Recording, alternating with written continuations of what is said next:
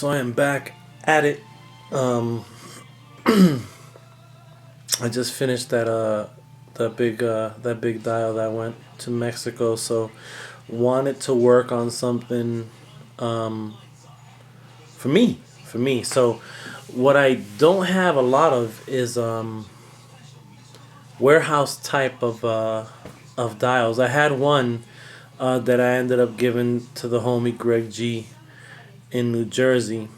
Um, and it was one of my first ones. So, I was like, you know what? I actually had a friend of mine. She shipped me a bunch of just pieces of insulation foam board. And so I had all these extra pieces. So actually, I just finished one that was a small 12 by 12 that I'm giving away to a friend through a Secret Santa in a group that I'm in. So did that one real quick, but wanted to do something again that was for me.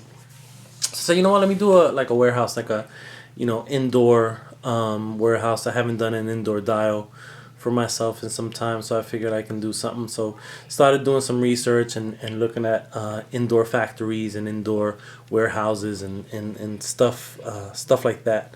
So I'm just gonna spray painted a bunch of these are straws, just thicker than normal straws. So I'll have those kind of put there in the middle, and then I think I'm just gonna have them extended to here, then just continue the electricity pole. Got one of these, so I'm gonna put this somewhere here, and again kind of put that electricity going towards it. Usually with the window, usually because it's I do a lot of outdoor dials, what you'll usually see is just a mesh. But what I'm gonna do is I'm gonna put the mesh on the other side, because this side is the outside. So what you'll see, or rather, put the mesh here, so you'll see kind of the detail of the woodwork inside of that frame. So I think that's gonna look kind of cool. I have another wall that I actually left somewhere that was upset because I'm really hoping it's gonna be there when I get back. But I think on that side I will do a door.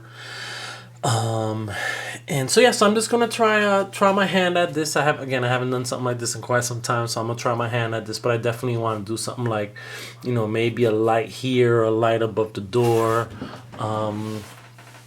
Get a little creative with it. What I did is I just did some tiles, and just left this as kind of raw concrete, as this is where the stuff's whatever is coming into this warehouse is gonna this is the entrance exit, the dock. So wanted to make sure that I had that, like cement versus the tile. This is actually 18 inches across. It is 12 inches tall. I'm lying. It is, what did I put? I think it was, let me see. Yeah, 14. So it's 14 inches tall and 11 inches deep. Again, fully collapsible, magnetized, and all that other good stuff. And this will be permanently on here. I'm still debating on whether I should make this a permanent door or not. I'm thinking about, I may not do it, and I just may have it so you can just kind of pop it out, and then I can do some different shots where I can have some action figures coming into the space, or leaving, and it's easy enough to kind of darken that out in the background. So I might give it another dimension. So I'm thinking about strongly considering that. I know that Henry does a lot of his dials. Whenever he does these doors, he makes them so that you can kind of put them in and out. I normally like to just kind of glue them into place, mainly because when I send these out to people, my fear is that some of the paint might chip here on the sides as you're putting this piece back in and out. So I generally try to kind of give it that thought process where they're gonna be using this over and over, and they're not experts at making dials, and so that something that may seem like a small repair for me and is easy enough for me may not be easy enough for other people, which is probably why I always kind of tend to just kind of keep stuff permanent, unless it's like a prefab door that you can open and close. That, you know, it's meant to do that.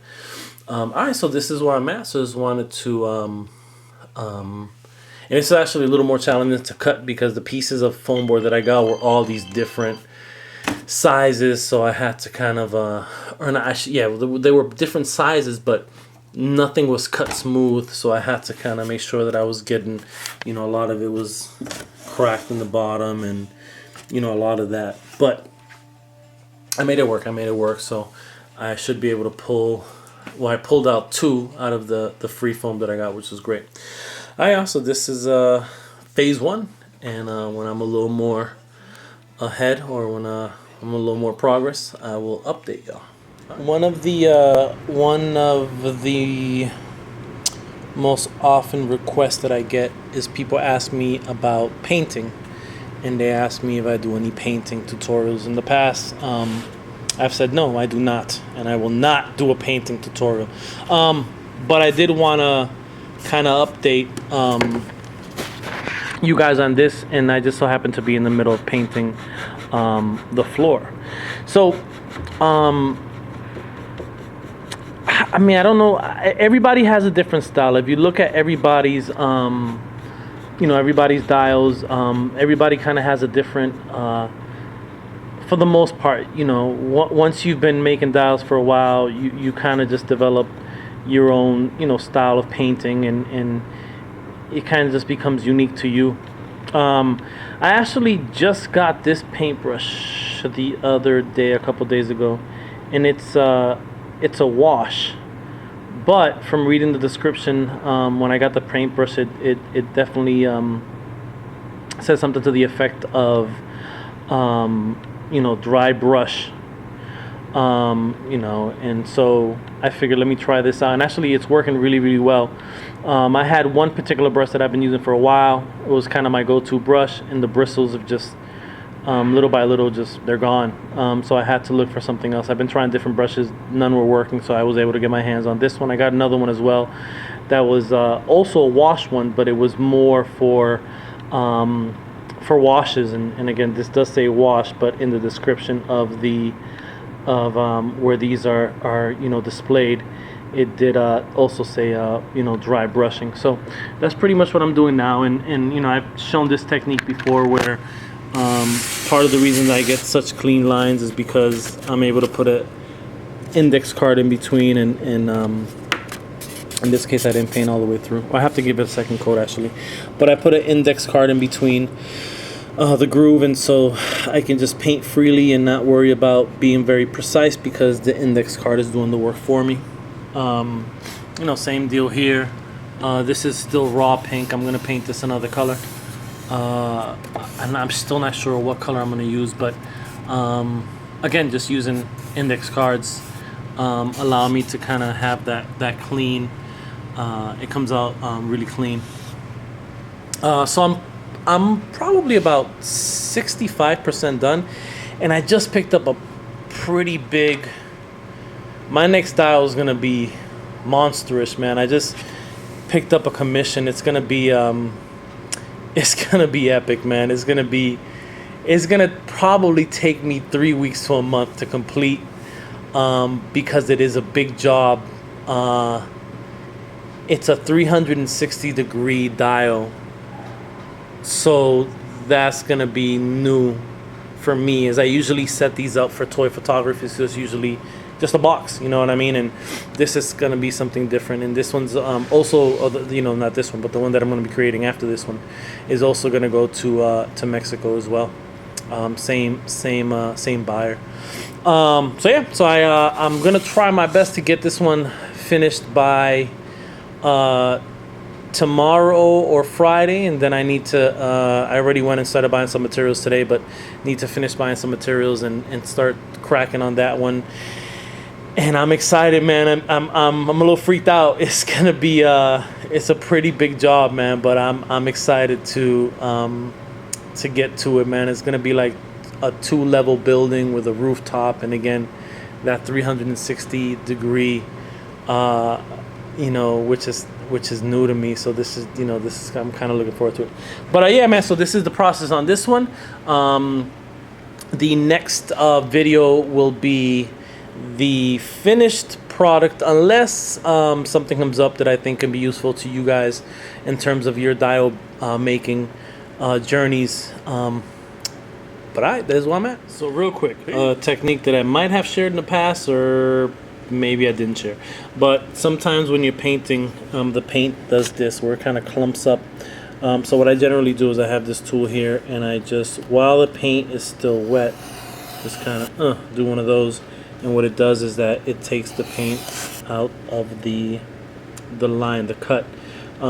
Because at the end, if you don't do that, you know, and if it ends up looking like that, that's really not a good look. And it does show up in pictures. It's happened with some of my brick walls, etc. So, you know, just taking a tool like this and just kind of running it through, it eliminates it and gives it a better finish. All right, peace. All right, so I am officially done with this dial. I've airbrushed it. Well, almost officially. I still have to put the acrylic paint sealer. But yeah, pulled out the airbrush machine and you know, worked a little bit on the those places where, you know, you're gonna walk more often, you know, towards that door. So I darkened kind of a little path. End of the day, this is about an 18 inches across. It is 14 inches tall, and it is 11 inches deep.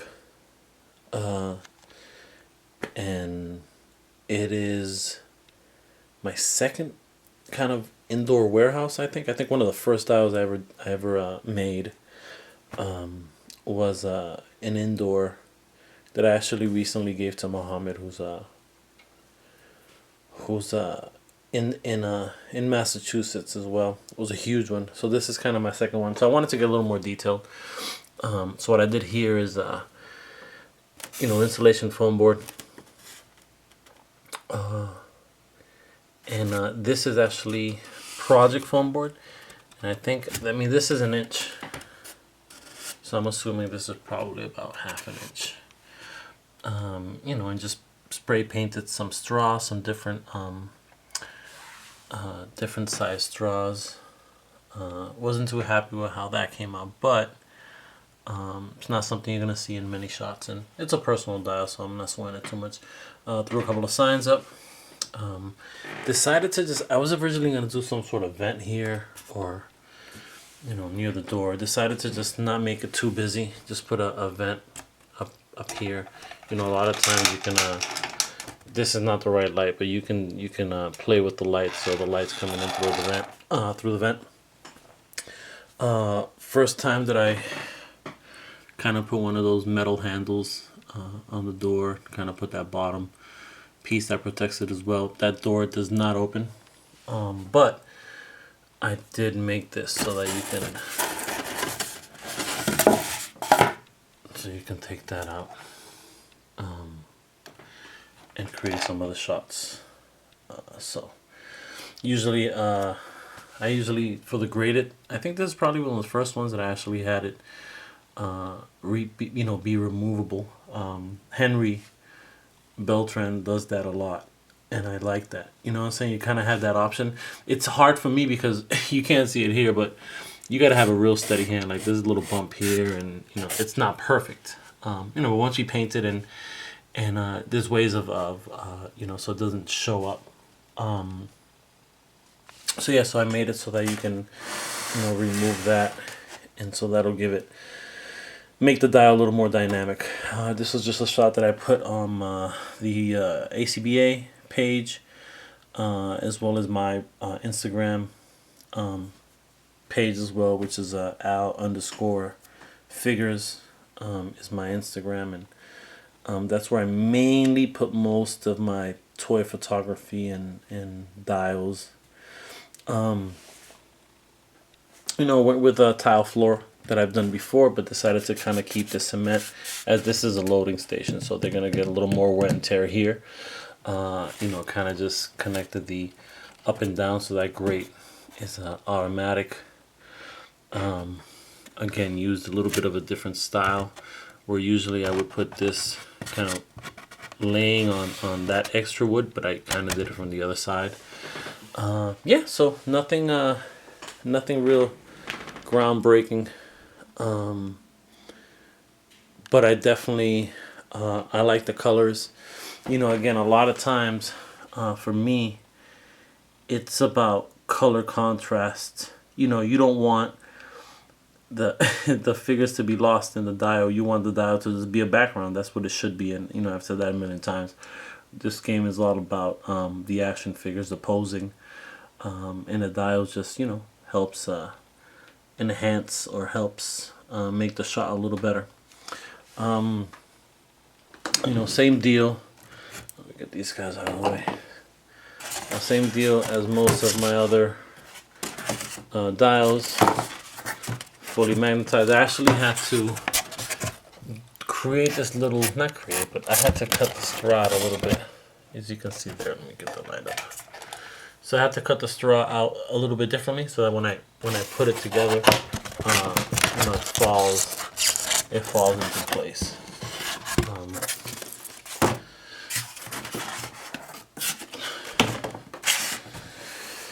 So basically, once it's broken apart,